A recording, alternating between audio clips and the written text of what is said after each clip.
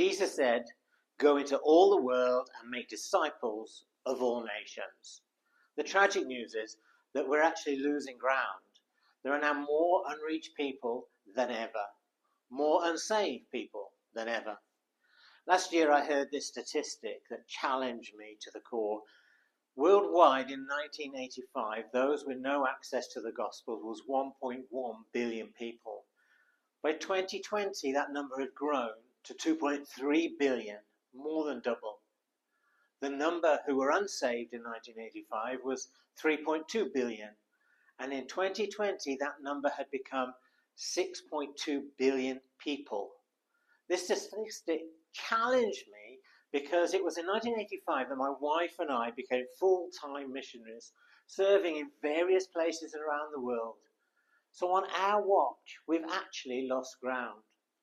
The good news is, a world where the harvest is plentiful but the workers are few, Jesus is raising up disciple-making movements that multiply disciples rapidly, organically and powerfully, especially amongst the unreached.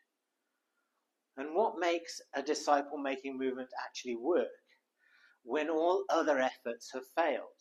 And why do these movements explode in one place while struggling to gain traction in another? I believe the answer lies in 4 core essentials that, when practiced together, unlock the full catalytic power of the gospel: simplicity, obedience, reproducibility, people of peace, discovery groups, rapid multiplication, and indigenous leadership. So in this video, I want to unpack each of these and empower you to be a disciple maker who makes a real difference in fulfilling the Great Commission. The first thing, they're simple, obedient, and reproducible at the heart of a disciple-making movement. It's simplicity. Jesus didn't give his disciples a complex model. He gave them a lifestyle. "Follow me," he said, "and I will make you fishers of men." That's in Matthew 4, verse 19. The genius of disciple-making movements is that it returns to this basic core. It's simple. Methods are intentionally low cost, low tech, so anyone can do them. And there's no need for buildings, budgets, and big programs. How much do our churches spend on buildings, programs, and equipment? None of it is necessary to reach the lost and make disciples. More often, it's a hindrance rather than a help. The focus is on obedience. The focus isn't on how much we know, it's how much we obey. Every Discovery Bible study that we use ends with a simple question: what will you do this week to obey what you've learned? And who will you share this message with this week? All too often, we sit in our churches, we hear great biblical messages, but we don't apply it to our lives or pass it on. They're reproducible. What you model must be easy for others to replicate. If it can't spread without you, it won't multiply. When followers are equipped to obey Jesus immediately and in ways they can pass on to others, the gospel begins to move like wildfire. Secondly, we look for people of peace to start discovery groups. Jesus told his disciples to look for the person of peace, Luke 10 and verse 6. Someone who is open to the message and with relational influence to bring others along. These key individuals open the door to entire households and communities. These people are all around us. We need to seek them out.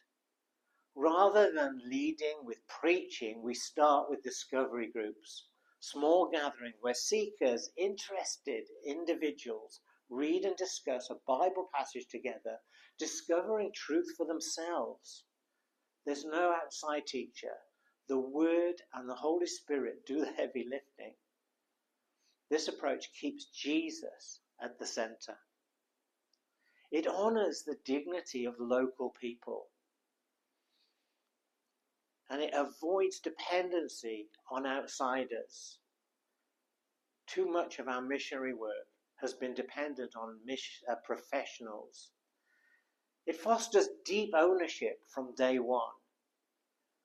Discovery groups are the engine of disciple-making movements. They allow seekers to become doers as they obey Jesus, invite others, and start new groups. Multiplication begins. Thirdly, we see rapid multiplication. Disciple-making movements grow not by addition, but by multiplication. Traditional models often rely on a few trained leaders to reach many. Disciple-making movements flip that script on its head. Everyone is a disciple maker, as each new believer is equipped to share, gather, and disciple others. Generations of disciples can emerge within months, not years. This requires us to keep training simple and action-orientated. We expect immediate obedience and passing on what's been learned. We celebrate multiplication, not control or top-heavy leadership. It's not all about you and me. It's about the people we're reaching. Movements thrive when we resist the urge to centralize or slow down the process, and we let the gospel move fast and free. And then lastly, we raise indigenous leadership. For a movement to be sustainable, it must be locally led. As outsiders, we can catalyze, coach, serve, but the heartbeat of the movement must be carried by the indigenous local believers. And why does this matter? Locals understand their culture, language, and the spiritual barriers that they are facing in their situation.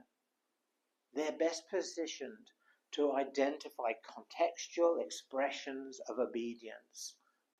Movements rooted in local soil grow deeper and last longer.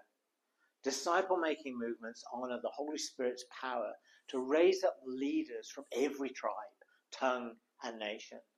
Leaders who don't just plant churches, but launch movements. Disciple-making movements work when we return to the basics Jesus modeled: simplicity, obedience, relational outreach, rapid reproduction, and indigenous leadership. They remind us that ordinary people, empowered by an extraordinary God, can catalyze extraordinary transformation. Are you willing to lay down complexity and pick up Jesus' model? The fields are ready. Let's go.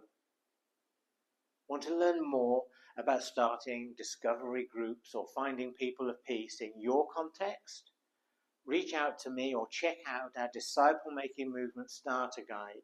The link to download is in the description.